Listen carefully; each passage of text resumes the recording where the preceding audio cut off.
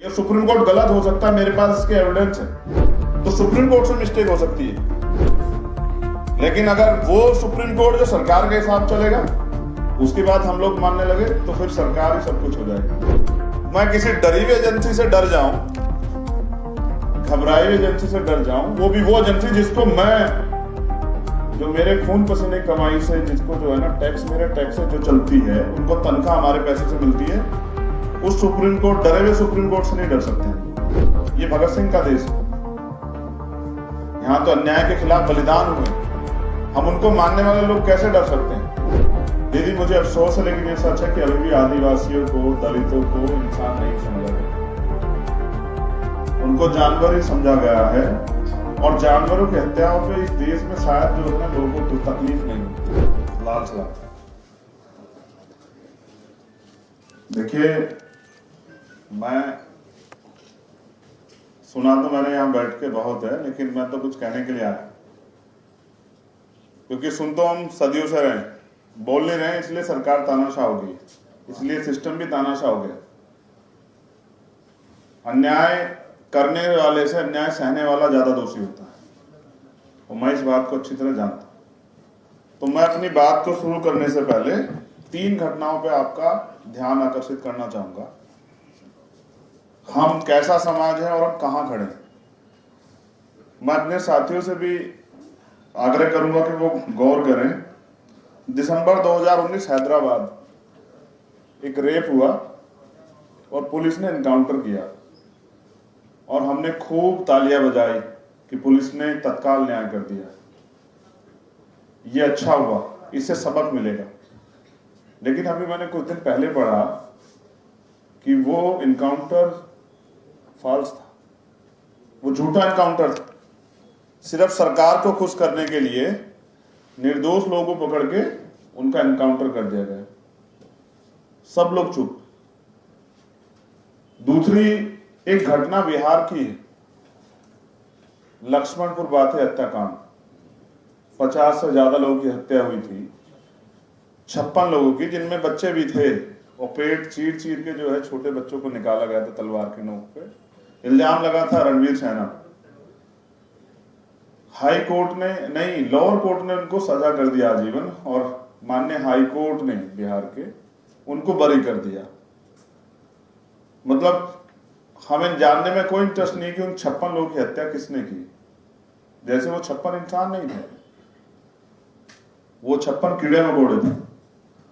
फिर तीसरी घटना जो अभी मैंने बहुत जल्द ही 1 साल पहले देखी, वो घटना नेमावर की आदिवासियों की। अगर आपको याद हो, एक बच्ची और उसके परिवार के 4 लोगों की हत्या करके जो है वो एक गड्ढे में, बड़े से गड्ढे में डाल दी गई थी। मैं और मध्य प्रदेश के हमारे साथी सब लोग, हम लोग जयेश और सब लोग गए थे।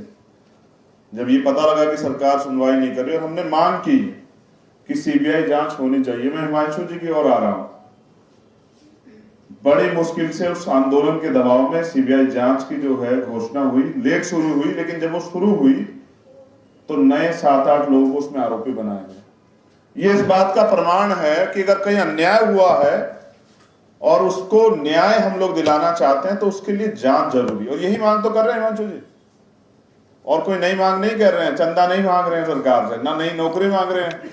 रिटायरमेंट के बाद वो पार्ट टाइम जॉब, साहब बोले ना वकील साहब हमारे, कि वो जो रिटायरमेंट के बाद वाली जॉब है वो नहीं मांग रहे। मैंने सोनी दीदी को भी सुना, अक्सर मुझसे बात उनकी होती रहती है। उन्होंने मुझसे पहले भी, जब बस्तर में कुछ हुआ था, उन्होंने मुझसे कहा आ जाओ। और मैं पूरे देश में घूमता रहता हूं। सुबह उठने के बाद जब हम अखबार पढ़ते हैं, टीवी देखते हैं, टीवी में तो कम, लेकिन अखबार में या बहुजन मीडिया के कुछ चैनल्स वगैरह में मिल जाता है। अब तो आंसू भी सूख गए। रेप, हत्या, डकैती, चोरी, लूटपाट। हम भारत में रहते, और भारत तमाम जाति धर्मों से बना हुआ एक देश, इसको संगठित किया गया संविधान के जरिए। यहां चोर, हत्या, रेपिस्ट हैं तो यहां अच्छे लोग भी। उसी तरह से चोर, रेपिस्ट, हत्यारों का सम्मान नहीं होता है, लेकिन अच्छे लोगों का सम्मान होता है। उनको सुनने वाले लोग होते हैं, उनकी बात का अनुसरण करने वाले लोग होते हैं। आज भी बाबा साहब के नाम पे हम लोग लाखों लोग जिंदगी कुर्बान करने के लिए तैयार, ये इस बात का प्रमाण है। आज बाबा साहब नहीं है। उसी तरह से जो अच्छे लोग हैं, चाहे वो सुरक्षा दल के हो, पुलिस के, हम लोग उनका सम्मान करते हैं, लेकिन जो अपराध करेगा हम उसका सम्मान नहीं करेंगे, किसी भी कीमत पे नहीं करेंगे। उसके खिलाफ हम लोग लड़ेंगे और तब तक लड़ेंगे जब तक उसको सजा नहीं मिलती, क्योंकि अपराध के लिए कानून एक, चाहे वो मेरा द्वारा किया गया हो या फिर जज साहब के द्वारा किया गया। यहां जितने हमारे साथी बोले ना, वो सब पीड़ा बोलते रहे, बोलते रहे, बोलते रहे। और मैं सोचता था, कभी कभी तो ऐसा लगता था कुछ को सुन के, आज तो मैं धन्यवाद देता हूं हमारी महिला शक्ति का, कि जब वो इतना दम से बोलने लगी हैं, वो इतने दम से बोल रही हैं, इसका प्रभाव बहुत लोगों पे पड़ने वाला है और बहुत लोग उनको सुन के तैयार हो गए। लेकिन मैं किसी डरी हुई एजेंसी से डर जाऊं, घबराई हुई एजेंसी से डर जाऊं, वो भी वो एजेंसी जिसको मैं, जो मेरे खून पसीने कमाई से, जिसको जो है ना टैक्स, मेरे टैक्स से जो चलती है, उनको तनख्वाह हमारे पैसे से मिलती है, उस सुप्रीम कोर्ट, डरे हुए सुप्रीम कोर्ट से नहीं डर सकते हम लोग। बेसिकली समझना पड़ेगा ना कि सुप्रीम कोर्ट है क्या। क्या है सुप्रीम कोर्ट? सुप्रीम कोर्ट वो है जिसमें जो जज साहब बैठे हैं ना, वो उनको तनख्वाह हमारे टैक्स से मिलती है। वो बेसिकली हमारे लिए बैठे हुए हैं, वो सरकार और पुलिस के लिए नहीं बैठे हुए हैं। और वो जो जॉब ढूंढ रहे हैं, उनके फैसलों पे हम लोग डर जाएं, कभी भी नहीं हो सकता। ये भगत सिंह का देश, यहां तो अन्याय के खिलाफ बलिदान हुए, हम उनको मानने वाले लोग कैसे डर सकते हैं? तो स्पष्ट है कि मुझे कुछ ज्यादा उम्मीद है कई फैसलों से सुप्रीम कोर्ट नहीं है। सुप्रीम कोर्ट गलत हो सकता है, मेरे पास इसके एविडेंस है।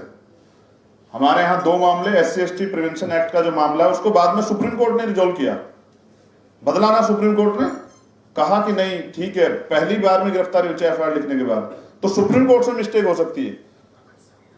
लेकिन अगर वो सुप्रीम कोर्ट जो सरकार के हिसाब चलेगा, उसके बाद हम लोग मानने लगे, तो फिर सरकार ही सब कुछ हो जाएगी। ये भारत और ये संविधान से चलता है। मैं जहां तक इस पूरे मामले को समझ पाया, या तिसलता जी के मामले को समझ पाया, पहली बात तो मैं सिलेक्टिवली नहीं लड़ता हूं। हिमांशु जी से मेरा गहरा रिश्ता है। जब मैं NSA में जेल में था, ये मुझे नहीं जानते थे, मगर ये पैदल यात्रा करके सहारनपुर गए मुझसे मिलने के लिए। सरकार ने मिलने नहीं दिया, वो एक अलग बात है, क्योंकि चाहे कन्याकुमारी से और कश्मीर तक सत्ता का चरित्र एक होता है, ये मैंने देखा।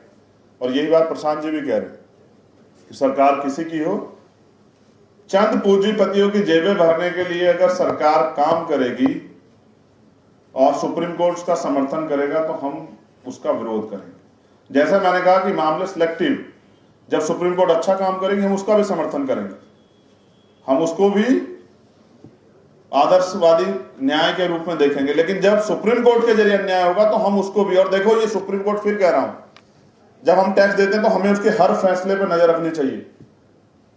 और हमने जो उदाहरण दिए गए साथी हमारे प्रशांत जी द्वारा, वो उदाहरण स्पष्ट है कि किस तरह कुछ जज जो है अपना जमीर बेच के जो है वो न्याय कर रहे हैं। ऐसे न्याय से न्याय का सिद्धांत ही खत्म हो जाएगा।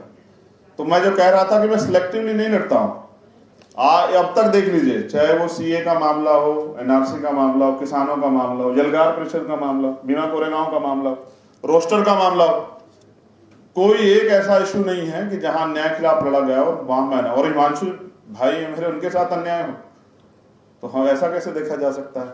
तो इसलिए मैं पूरी घटना को समझ पाया कि सरकार ये चाहते कि हमारे बोलने का अधिकार छीन लिया जाए, हमारे लड़ने का अधिकार छीन लिया जाए।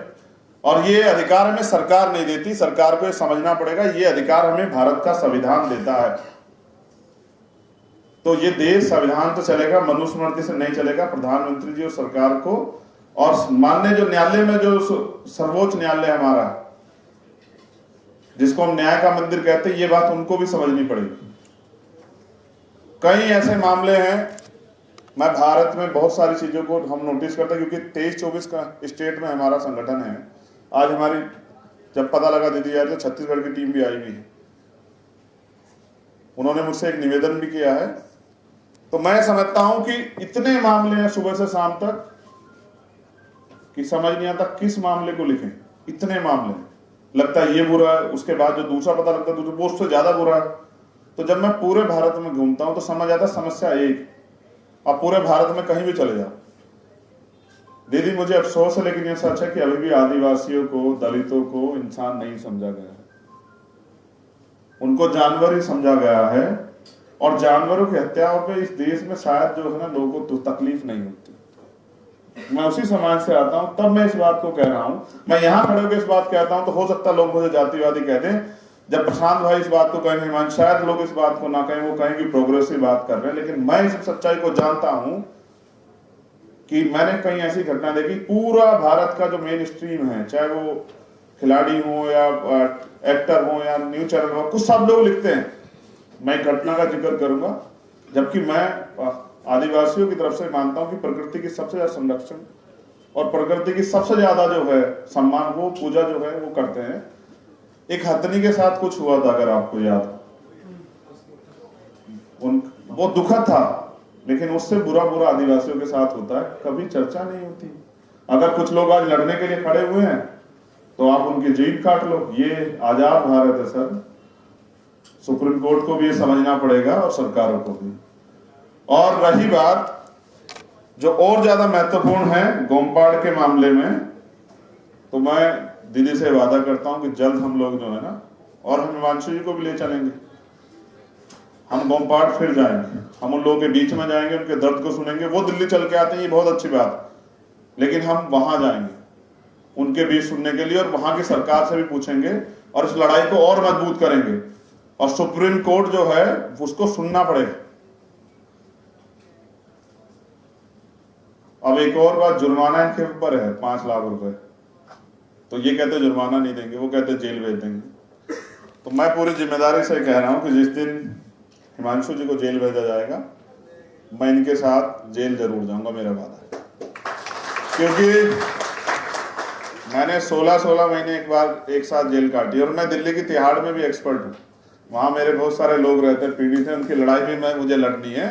2 बार मैंने दिल्ली की तिहाड़ देखी। जब मैं फर्स्ट टाइम गया तो मेरे लिए नया था, जब मैं सेकंड टाइम गया तो लोग मुझसे पूछ रहे थे कि लोग यहाँ से जाने को तरसते हैं, आप कैसे चले आए। तो मैंने उनसे एक ही बात कही कि आप लोगों की याद खींच लाई, और आज मैं यहाँ हूँ तो इन सब की वजह से जो अपने जीवन की परवाह न करते हुए लड़ रहे हैं। और अगर कोई लड़ रहा है तो अगर ज्यादा कुछ नहीं कर सकते तो आपको उसका साथ देना चाहिए। और मैं यहाँ ये बताने के लिए हूं कि हम आपके साथ हैं हिमांशु भाई, और आखिरी दम तक लड़ेंगे। मैं अम्बेडकरवादी, पहले भी अम्बेडकरवादियों ने इस लड़ाई को, भारत एक मजबूत भारत बने, भारत की दुनिया में एक पहचान बने, उस लड़ाई को लड़ा। आज मैंने आपको सुना, मैं आपको विश्वास से कहता हूं मेरे काम करने के तरीके दूसरे हैं। एक बार मैं इंपॉर्टेंट स्टोरी आपको बता देता हूं। मैंने गांधी जी की तरफ से भी सोच के देखा था, मैं झूठ नहीं बोलता हूं। मैं सहारनपुर जेल में था, 2 अप्रैल का मामला था, बहुत सारे लोगों की जान गई थी, बहुत सारे लोग झूठे मुकदमे थे, तो मैं कुछ नहीं कर पा रहा। मैंने कहा कि चलो, मैंने पहला पत्र लिखा महामहिम राष्ट्रपति जी को कि मैं अपने लोगों के लिए कुछ नहीं कर पा रहा हूं, इसलिए मैं इच्छा मृत्यु चाहता हूं। तो मेरे साथियों ने मुझे समझाया कि इच्छा मृत्यु क्या मतलब है, आप भूख हड़ताल करो। तो यहां मैं इस अनशन से मैं गांधी और भगत सिंह दोनों को जोड़ देता हूं। मगर आप विश्वास करेंगे मेरा अनुभव इतना कड़वा है कि 8 दिन मैं भूख हड़ताल पर रहा। मीडिया ये लिखता रहा हमारे लोगों को, जेल में मेरे मिलने वालों के रास्ते बंद हुए कि चंद्रशेखर 3 टाइम खाना खा रहे हैं, और वो भूख हड़ताल पे नहीं। और जेल में आप भूख हड़ताल करते हो तो एक और मुकदमा है। लेकिन फिर एक साथी मुझसे मिलने के लिए आए, उन्होंने मुझसे कहा कि सरकार भी चाहती है आप मर जाओ, और आप खुद भी मरना चाह रहे हो, तो आप सरकार का काम आसान कर रहे हो।